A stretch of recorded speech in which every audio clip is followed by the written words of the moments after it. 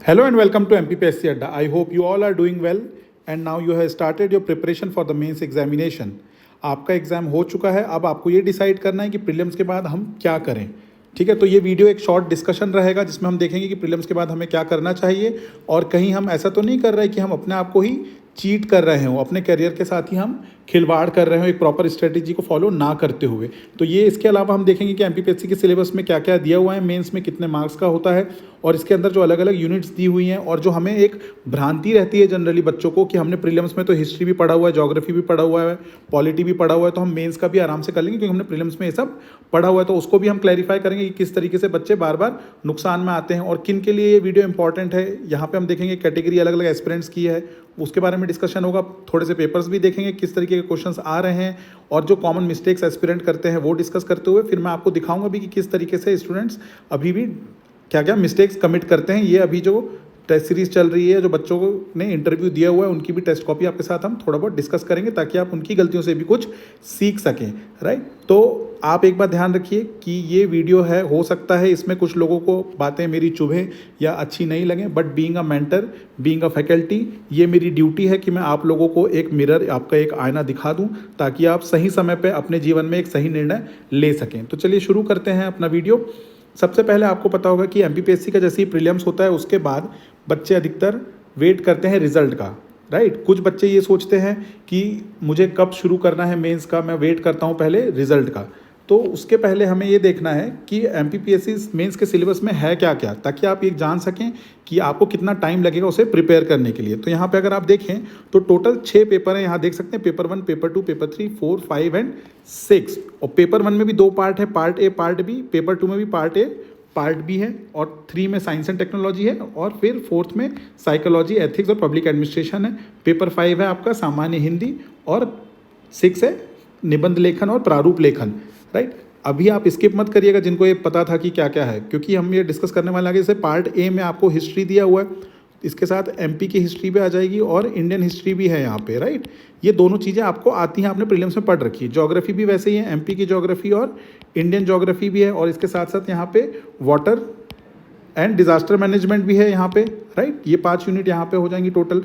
तो part A और part B में यूनिट 1, 2, 3, 4, 5 इसी तरीके से पार्ट बी में भी 1, 2, 3, 4, 5 इस तरीके से दी हुई हैं। सेम चीज़ आपकी पेपर 2 में भी है, आपको पॉलिटी दिया हुआ है।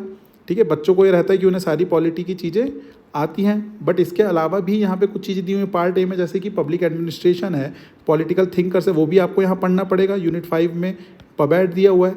वैसे ही पार्ट बी में सोशोलॉजी दिया हुआ है। आप जाके हमारे टेलीग्राम चैनल से आज जाके सिलेबस इसका डाउनलोड कर लें, लिंक मैं डिस्क्रिप्शन में दे दूंगा टेलीग्राम चैनल की। पार्ट बी में वैसे ही पेपर 2 के क्या है, सोशोलॉजी और इकोनॉमिक्स है। तो यहाँ पे भी सेम उसी तरीके से 5 यूनिट्स रहेंगी आपकी, जिसमें सोशोलॉजी भी एक पार्ट रहेगा, हेल्थ भी एक पार्ट रहेगा, एचआरडी भी रहेगा। तो ये सब चीज़ें बच्चों को आनी चाहिए। अब आप लोगों के मन में जनरली एक ये टेंडेंसी रहती है कि मैंने साइंस भी पहले पढ़ रखा है पीटी में, ये 10 यूनिट दी हुई हैं यहाँ पे सीधे साइंस की। तो जो नॉन साइंस बैकग्राउंड वाले बच्चे हैं उनको बड़ी दिक्कत जाती है इस पेपर में।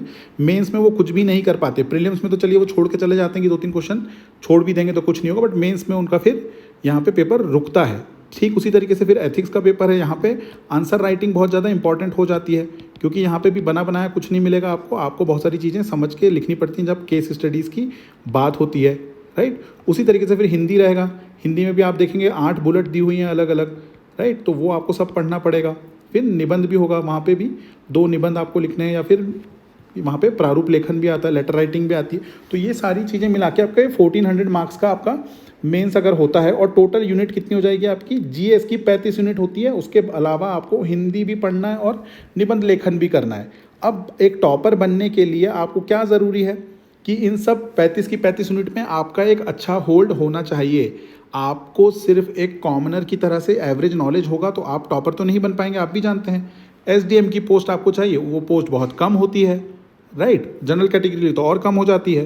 तो यहाँ पे फाइट और बढ़ जाएगी। तो आपको ये ध्यान रखना है कि जो अभी प्रीलिम्स के बाद बच्चे जनरली किन चीज़ों में इन्वॉल्व रहते हैं उनसे आपको बचना है, तो वो हम डिस्कस करेंगे पहले।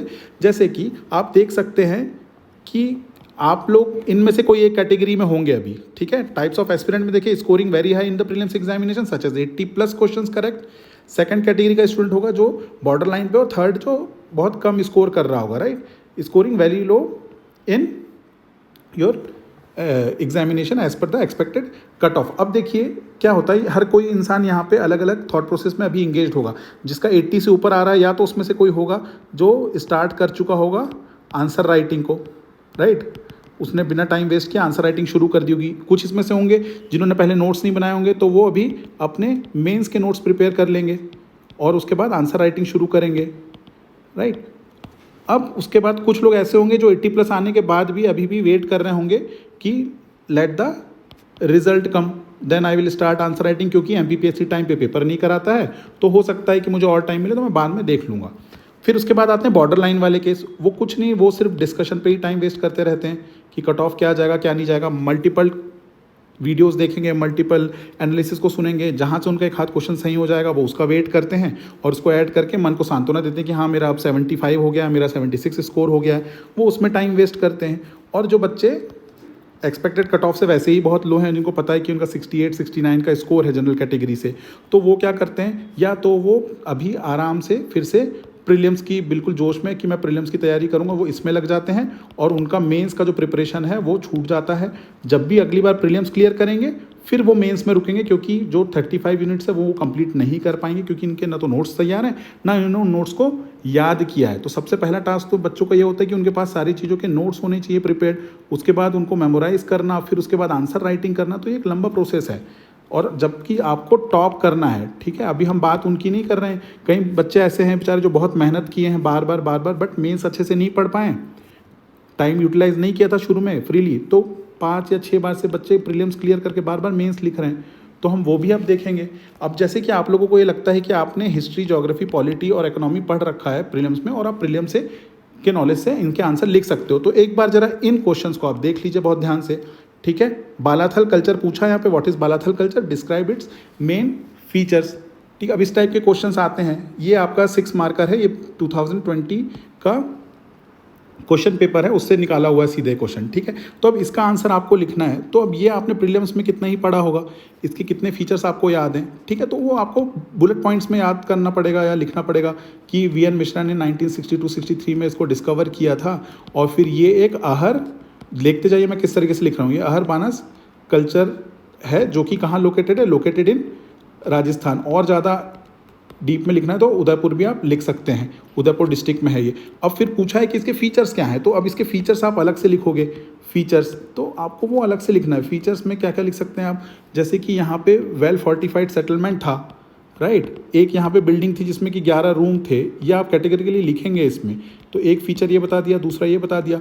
सी आपने यहाँ पे बता दिया कि यहाँ पे ब्राइट कोटिंग की जाती थी, किसमें, inside and outside the pot, right, एक ये भी फीचर हो गया। और यहाँ पे कपड़े की सिलाई बुनाई का काफ़ी नॉलेज था इनको, तो ये भी आप लिखेंगे। फिर डोमेस्टिकेशन ऑफ एनिमल हो गया, जैसे कि शीप, गोट, ये सब था यहाँ पे। तो इस तरीके से आंसर लिखा जाता है। ये 6 मार्कर में आप इस तरीके से लिखेंगे। अब आपने प्रीलिम्स में सिर्फ फैक्ट याद करके गए हैं आप, तो यहाँ से आप फंसेंगे, यहाँ पे भी आप फंसेंगे कि इवेल्युएट करना है आपको। अब इवेल्युएट किसको बोलते हैं, एक तो आपको ये पता होना चाहिए कि अकबर की रिलीजियस पॉलिसी क्या थी और उसके बाद आपको इवेल्युएट भी करना है, ठीक। तो ये सिर्फ फैक्चुअल नॉलेज से ये काम नहीं होता है। सबसे इंपॉर्टेंट आप अगला क्वेश्चन देखिए, ये 11 मार्कर है, राइट। और दोनों ही ऑप्शन में जो दिए गए हैं वो इजी नहीं है लिखने के लिए, अगर सिर्फ आपको फैक्ट्स याद हैं। अनटिल अनलेस आप ये नहीं जानते कि इस किस कंटेक्स्ट में बोला गया है, आपको पूरी कहानी नहीं पता हो, या फिर आपकी लैंग्वेज अच्छी नहीं हो। कई बार ये होता है स्टूडेंट्स की बहुत अच्छी नॉलेज लेवल होती है बट बच्चों को एक्सप्रेस करना नहीं आता है ऑन पेपर, तो वो ऐसे क्वेश्चन में फंस जाते हैं। अब यहाँ क्वेश्चन पढ़िए एक बार आप, Mohammad Tughlaq has been described as a mixture of opposition, discuss this statement. ये किसी ने स्टेटमेंट बोली है, हो सकता है मैक्सिमम बच्चों को ये ना पता हो कि ये स्टेटमेंट किसने बोली है, ठीक है। तो हो सकता है उसके किसी कंटेम्प्रेरी राइटर ने, इब्न बतूता ने बोली हो, या फिर बर्रानी ने बोला हो कि वो एक कॉम्प्लेक्स पर्सन था या मिक्सचर ऑफ ऑपोजिट्स था, राइट। वो नहीं भी पता हो चल जाएगा, बट क्यों बोला जाता था आपको ये पता होना बहुत ज़रूरी है कि why he was called as mixture of opposition. क्यों बोला जाता था कि वो विरोधी गुणों का इंसान था, उसके अंदर दोनों टाइप के गुण थे। एक क्वेश्चन ये हो गया। दूसरा, the cancer of south distracted Aurangzeb, discuss the south policy of Aurangzeb in the light of this statement. इस टाइप के क्वेश्चन में आप ऑप्शन, आपको दोनों ही डिफिकल्ट है यहाँ पे। ऐसे अगर आपके हर पेपर में 2 क्वेश्चन भी फंस गए तो आप ऑलरेडी रेस से बाहर हो जाओगे, ये बात आप ध्यान रखो, राइट। तो अब ये किसको बनेगा, जिसने डीपली मेंस का सिलेबस अच्छे से पढ़ रखा है, टाइम दे के पढ़ रखा है, अपने नोट्स बना रखे हैं, ठीक है। अब उनको पता होगा कि हाँ, मोहम्मद बिन तुगलक को कई चीज़ों के लिए क्रिटिसाइज़ किया जाता था कि उसकी कुछ जो पॉलिसीज़ थी वो सही नहीं थी, ठीक, और कुछ चीज़ें जो उसकी अच्छी थी। तो वो क्या है, डिसाइड कर रहा है कि वो मिक्सचर ऑफ ऑपोजिशन था। जैसे फॉर एग्जांपल मैं जस्ट एक ब्लूप्रिंट बता रहा हूँ आपको, फिर उसको 11 मार्कर में लिखना रहेगा। तो अब जैसे बरानी और इब्न बतूता ये उसके कंटेम्प्रेरी थे, राइट।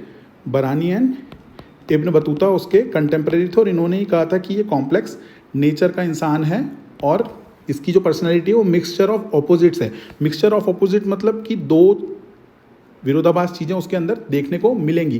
पहले तो वो बहुत ही ज़्यादा क्या था, हम्बल भी था, एक तरफ वो हम्बल भी था और काइंड भी था और जनरस भी था, right. At the same time वो बहुत ही नैरो माइंडेड भी था, राइट। नैरो माइंडेड पर्सनालिटी थी उसकी, बहुत ही ज़्यादा स्टबन था, बहुत ही ज़्यादा घमंडी था। अगर उसको कुछ चीज़ पसंद नहीं आई तो वो फिर उसको डिस्ट्रॉय करेगा। बहुत ज़्यादा वो क्रूअल भी था, was the most cruel ruler. उसने अपने पिताजी का भी गला काट दिया था गद्दी में बैठने के लिए, उसमें कॉन्स्पिरेंसी में अपने पिताजी को भी मरवा दिया था, ठीक। अब दूसरी तरफ क्या है कि उसके इंटेंशन अच्छे होते थे बट वो पुअर प्लान एग्जीक्यूटर था। ये एक्सट्रीम है, राइट। कई बार होता है ना कि आप बहुत अच्छे लीडर हैं, आप में वो क्वालिटीज़ हैं, आपका इंटेंशन अच्छा है बट आप बहुत सी चीज़ में फेल हो रहे हो। क्यों? क्योंकि आपका जो प्लान का एग्जीक्यूशन है वो सही नहीं है, राइट। अब वो जनरस और हम्बल कैसे था, उसने बहुत सारे स्कॉलर्स को पैट्रोनेज दिया हुआ था, राइट। तो ये आपको पता होना चाहिए। अब आपको पता होगा कि इसके कोर्ट में कौन था तब आप लिख लोगे, अदरवाइज नहीं लिख पाओगे, राइट। तो अब उसके डार्क साइड में और अगर आप डीप में जाओगे तो वो बहुत ही पुअर एग्जीक्यूटर था। ये जनरली अधिकतर लोगों ने पढ़ा हुआ होगा कि वो कैसे था। तो उसकी एक टोकन करेंसी, ठीक है, वो पॉलिसी अपना रहा था वो, और वो उसके कारण उसकी ट्रेजरी ख़त्म हो गई थी।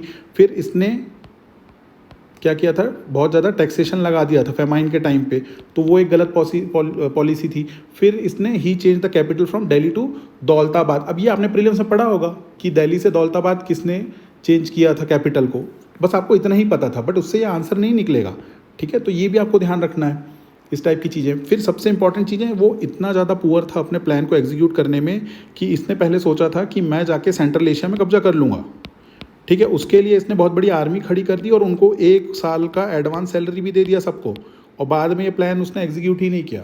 तो इस टाइप की चीज़ें वो करता था। ऊपर से ये बहुत ज़्यादा डरपोक और कावर्ड टाइप का रूलर था। क्यों? क्योंकि इसने ही bought peace by bribing the Mughals, ठीक है। मुगल्स को ब्राइब करके उनसे पीस बाय कर लिया था इसने, और इसने बहुत सारे लोगों की किलिंग के ऑर्डर भी दिए थे, बहुत छोटे छोटे मैटर्स में। तो इस टाइप की चीज़ें कि एक तरफ हम्बल भी है, फिर दूसरी तरफ ये भी है, तो उस चीज़ को आपको यहाँ लिखना था।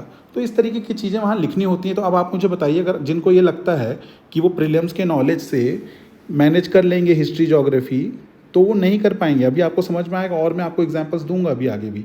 तो आप देखेंगे इसमें आगे ये क्वेश्चंस भी देखिए। आपने अभी प्रीलिम्स का एग्जाम में पढ़ा होगा नीति आयोग के बारे में। अब क्वेश्चन क्या आया देखिए, right a short note on the guiding principle of NITI Aayog. तो गाइडिंग प्रिंसिपल पूछा है आपसे यहाँ पे। Next, evaluate the role of national human right commission in protecting human rights in India. अब इसमें आपको बहुत सारे करंट के क्या देने होंगे, करंट के पॉइंट्स ऐड करने होंगे एज एन एग्जाम्पल, तब जाके आपका आंसर अप्रोप्रिएट और सही होगा। देखिए, कुछ भी लिखने को बच्चा लिख सकता है बट उससे नंबर नहीं मिलेगा और आप टॉपर भी नहीं बनेंगे। आपको संतुष्टि रहेगी जीवन भर कि मैंने 2-3 बार मेंस लिखा है, राइट। तो ये सब सारी चीज़ें हैं। फिर एक कॉन्स्टिट्यूशनल डेमोक्रेसी पूछ लिया। अब ये सब चीज़ों को लिखने के लिए आपको वर्ड्स की रिक्वायरमेंट होगी। 3 चीज़ लगेगी आपको यहाँ पे, एक तो आपका नॉलेज, फिर आपके पास वर्ड्स होने चाहिए, और वो भी एक टाइम लिमिट में। तो ये तीनों चीज़ आपको मैनेज करनी होती है एक अच्छा आंसर लिखने के लिए एग्ज़ाम हॉल में उस टाइम पे, ठीक है। अब उसी तरीके से अगर आप देखेंगे, ये साइंस में भी देखिए पेपर 3 में इस टाइप से क्वेश्चन पूछा हुआ, define nuclear fission, why fission reaction produces large amount of energy, या फिर define Hund's rule of maximum multiplicity and tell the minimum number of electrons for pairing in p d and f orbital. तो ये सब बहुत basic हैं but बच्चों को नहीं बनते हैं। तो मेरा ये कहना है आपसे कि अगर आप भी इनमें से कोई भी एक मिस्टेक कर रहे हैं जो अभी आपके स्क्रीन पे यहाँ दिख रही है, तो इसको टाइमली सुधार लें। और जितने भी कैटेगरी के बच्चे हैं यहाँ पे तीनों में से, इन सब का एक ही सॉल्यूशन है। The solution is you should prepare for mains examination, prepare for the mains examination, ठीक है। अब आप क्या क्या और गलतियाँ करते हैं अब आप देखेंगे, इसमें से आप कहाँ पे स्टैंड करते हैं आप ये भी देखिए, ठीक है। You are not aware about the syllabus, आपको सिलेबस का ही पता नहीं है, ना प्रीवियस ईयर के क्वेश्चंस का पता है कि कैसे क्वेश्चंस आ रहे हैं। आप बस आ गए, कोई कोचिंग ज्वाइन कर ली, वहाँ पे आपको पीटी पढ़ाया जा रहा है साल भर में, आपने पीटी दे दिया, पीटी में नहीं हुआ, फिर से आप लग गए, पीटी में हो गया तो आप मेंस में फिर से ज़्यादा कुछ नहीं कर पाएंगे क्योंकि आपने अभी तक नोट्स नहीं बनाए। तो नो प्रॉपर नोट्स एक और प्रॉब्लम है कि बच्चों के खुद के नोट्स बने हुए नहीं होते हैं।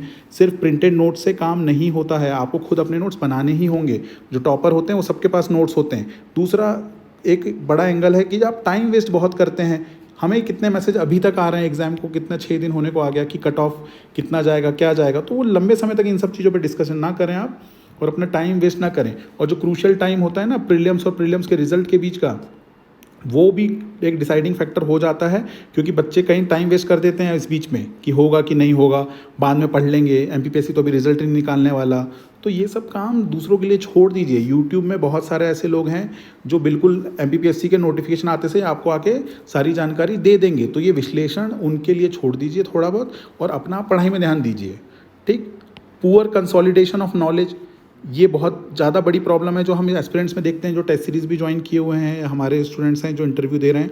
बहुत पुअर कंसोलिडेशन होता है। इसका मतलब कि पढ़ा था पर एग्जैक्टली याद नहीं आ रहा।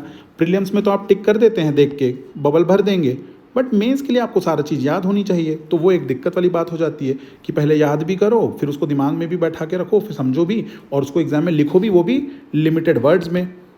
राइट। तो लिमिटेड वर्ड्स में आप लिख नहीं पाते हैं एग्जाम में फिर। ठीक। अभी आपको एग्जाम्पल भी दिखाऊंगा बच्चों की कॉपी दिखा के। Lack of good writing skill आपकी अच्छी नहीं, टू द पॉइंट नहीं लिख पाते हैं, वर्ड लिमिट से बाहर चले जाते हैं, जिस कारण से कई क्वेश्चंस के आंसर आपके छूट जाते हैं बनते हुए। ऊपर से आप अपनी प्रोग्रेस को कभी भी चेक नहीं करते हैं। जो भी आप कॉमन मिस्टेक्स कर रहे हैं, चाहे वो ग्रामेटिकल हो और फैक्चुअल हो, क्योंकि कई बार ये होता है कि हमारे यहाँ मध्य प्रदेश में जो स्कूल्स हैं या जो एजुकेशन सिस्टम है कॉलेजेस में, ज़्यादा आंसर राइटिंग पे फोकस नहीं किया जाता है, ना ही इंग्लिश लैंग्वेज में फोकस किया जाता है। ठीक है। लोग आपको चिढ़ाने भी लगेंगे कि ये बहुत अंग्रेज़ के घर का बन रहा है, इंग्लिश में बात कर रहा है, या इंग्लिश की बहुत खिंचाई भी करते हैं लोग। तो ग्रामेटिकल और फैक्चुअल मिस्टेक पे आप सुधार नहीं करते हैं। आपको किसी ने आपकी कॉपी चेक नहीं किया, बचपन से आप गलत लैंग्वेज लिखते आ रहे हैं, टीचर भी बिना पढ़े चेक कर देता था स्कूल में, आपको लग रहा है सही लिख रहे हैं, बट वो यहाँ पे अभी आंसर कॉपी में आपको दिखाऊंगा उस बच्चे की भी जो 2 बार से मेंस लिख रहा है। ठीक है। आप फीडबैक पे बिल्कुल काम नहीं करते हैं। आपको जो भी फीडबैक देंगे आपके मेंटर्स देते हैं, ठीक है, उनके फीडबैक में आप काम नहीं करते, क्योंकि आपको लग रहा होता है कि आप 2-3 बार से प्रीलिम्स निकाल रहे हैं या आपने बहुत पढ़ रखा है। तो कभी भी अगर आप किसी को अपना मानते हैं मेंटर या टीचर, तो उनके सजेशंस पे आप काम करें, आपको इंप्रूवमेंट दिखेगा। खुद को, इंसान को उसकी गलतियां नज़र नहीं आती हैं। वैसे ही अब 3 मार्कर में आप सोचते हैं अधिकतर बच्चे कि वहीं एग्जाम में सोच कर लिख लेंगे, प्रीलिम्स के नॉलेज से हमारा हो जाएगा। तो अभी मैंने आपको दिखा दिया कि प्रीलिम्स के नॉलेज से आप कितना कर सकते हैं। अब इसी चीज़ को आप सिंपल एक एग्जाम्पल से देखिए। ये है हमारा डेली आंसर राइटिंग, ये हम फाउंडेशन बैच में चलाते हैं। मान लीजिए सपोज कल 2 क्लास हुई थी, बायोलॉजी और ज्योग्राफी की। जैसे टीचर ने क्लास में बायोलॉजी पढ़ाया, ज्योग्राफी पढ़ाया, बच्चा बाहर निकला, उसको हमने ये दे दिया आंसर लिखने के लिए, क्योंकि उस दिन हमने ये पढ़ाया है। अब देखिए वो बच्चा पढ़ने के बाद, सेम डे पढ़ने के बाद भी कोशिश किया है, ये आंसर वो लिख के उसने सबमिट किया। अब देखिए 3 मार्कर में इतनी स्पेस तो होती ही नहीं है, राइट। 3 मार्कर में आपको केवल 3 लाइन में लिखना है, 5 मार्कर में 9 में, और 11 में आपको इतना ही लिखना है बस। तो आप क्या गलती करते हैं, आप इतना बड़ा बड़ा आंसर लिख देते हैं। नो डाउट अगर आपका कंटेंट अच्छा भी होगा तो आप क्या पूरा पेपर कर पाएंगे? आप पूरा पेपर कर ही नहीं सकते, है ना। तो ये चीज़ होती है। फिर उसी तरीके से आप सेम प्रॉब्लम यहाँ भी देखेंगे। तो इस तरीके के बच्चे प्रॉब्लम फेस करते हैं और उसको सुधार कर लेंगे तो सुधर जाएंगे। अब ये डेली आंसर राइटिंग का बच्चा है जो कि 360 दिन तक अभी हमारे साथ फाउंडेशन बैच में लिखता रहेगा, डेली लिखेगा। ये देख सकते हैं 25 मई का ऐसे हर दिन आता है। उसी तरीके से टेस्ट सीरीज़ के बच्चे, जो एक्सपीरियंस बच्चे, अगर उनका आप ये आंसर देखें, राइट, तो ये जैसे बच्चों ने यहाँ पे यूनिट टेस्ट ज्वाइन किए हुए थे, पहले 35 यूनिट टेस्ट दिए, फिर फुल मॉक दिए 2 राउंड, तो उसमें से एक बच्चे ने यूनिट टेस्ट में ये आंसर लिखा है। यूनिट टेस्ट में आदमी पढ़ के आता है, क्योंकि 1 यूनिट का 1 टेस्ट है, राइट। तो जिनका 2022 में अक्टूबर में, वो बच्चे हैं ये। अब उसने देखिए क्या किया कि यहाँ पे पूछा गया था दयाराम साहनी के बारे में, तो अब उसने यहाँ लिखा Indian archaeologist who excavated the Indus valley site in Harappa. अब यहाँ पे एक तो उसने डेट भी नहीं लिखी है यहाँ पे, तो बल्कि ये पीटी में पढ़ रखा होगा उस बच्चे ने डेट, ठीक है। अब फिर उसके बाद दोबारा से यहाँ पे उसका नाम लिख दिया, ठीक है। सेम पॉइंट, सिमिलर सा पॉइंट आप यहाँ पे पढ़ें, सेम पॉइंट रिपीट कर रहा है। देखिए कमेंट भी वही किया, do not repeat the similar point, थोड़ी सी लैंग्वेज चेंज करके सिमिलर पॉइंट वो वहाँ लिखे जा रहा है। यहाँ पे उसे एग्जाम्पल्स देना था, उसने एग्जाम्पल ऐड नहीं किए। तो बच्चे इस टाइप की मिस्टेक्स करते हैं जो उन्हें रियलाइज़ नहीं होती। सेम उसी तरीके से देखिए यहाँ ग्रामेटिकल मिस्टेक भी किया हुआ है बच्चा। पढ़िए इसको। संस्कार के बारे में क्वेश्चन था, देयर आर 16 संस्कार in Hinduism and each of them, अब ये एज लिख दिया, have its own significance, significance पूछा था एक, वो सिग्निफिकेंस बताने का इसने संस्कार लिख दिया बस और सोचा हो गया। तो आपको कई बार ये लगता है, कई बार आपकी कॉपी अगर कोई ढंग से चेक नहीं करता है तो आपको मन में वहम होता है कि हाँ भाई मैं तो बहुत बढ़िया कर रहा हूँ, मुझे नंबर मिल रहे हैं। बट हमारे साथ ऐसा नहीं है, हमने यहाँ देखा देखिए बच्चे ने यहाँ गलती की हुई है, अब हमने उसे बता दिया कि ढंग से क्वेश्चन को पढ़ें और इसका सिग्निफिकेंस पूछा गया तो आप सिग्निफिकेंस ही बताएं उसका, राइट। तो इस तरीके से आप इम्प्रूव करते हैं जब आप किसी के फीडबैक पे काम करते हैं, तो इस तरीके से आदमी धीरे धीरे इम्प्रूव करता है। अच्छा, कुछ बच्चों की मुझे क्वेरी ये आई थी कि आपकी जो मेंस की टेस्ट सीरीज़ है वो थोड़ी कॉस्टली है। अब आप मुझे एक बात ये बताइए, अभी 3999 में आपको यहाँ पे 18 टेस्ट मिल रहे हैं, मार्केट में तो लोगों के 15 टेस्ट आपको मिल रहे हैं 3500 रुपये के, तो कैलकुलेशन आप कर लीजिए मैथ्स, 15 टेस्ट मिल रहे हैं आपको 3500 में और 18 टेस्ट मिल रहे हैं इतने में, और ऊपर से आपको अगर 24 टेस्ट की चाहिए जिसमें कि एक वो है तो वो भी आपको मिल रही है, वो आपको आज अगर ज्वाइन करेंगे तो 4999 में मिल जाएगी आपको 24 टेस्ट, राइट। तो ये सारी चीज़ें हैं। आप लोगों को लगता है कि बहुत ज़्यादा प्राइस है, तो बेटा आपसे एक यही रिक्वेस्ट है, एक पूरा इंफ्रास्ट्रक्चर होता है उसे भी देखना होता है। अगर 50 टेस्ट की बात करें हम, जो कि 2022 के अक्टूबर को टारगेट करते हुए बनाई गई है, तो वो 8999 की टेस्ट सीरीज, इसमें 50 टेस्ट हैं, तो ये तो 180 रुपये के ही टेस्ट पड़े ना आपको। दूसरे लोग जो हैं जो आपको 3500 में 15 टेस्ट देंगे वो 233 के पड़ रहे हैं आपको, तो एनी हाउ ये चीपर है, और आप क्वालिटी पे भी थोड़ा ध्यान दीजिए उसमें, राइट। और जिन बच्चों के अभी यहाँ पे नोट्स कंप्लीट नहीं है वो हमारा ये टारगेट बैच ज्वाइन कर सकता है, जो कि 30 मई से शुरू हो रहा है, राइट। आपका ये वीडियो बनाने का हमारा मकसद यही था कि आप अगर इनमें से कोई भी गलती कर रहे हो बेटा तो इनसे ऊपर आइए, अपनी प्रिपरेशन पे ध्यान दीजिए और एक प्रॉपर स्ट्रेटेजी के साथ आप करिए।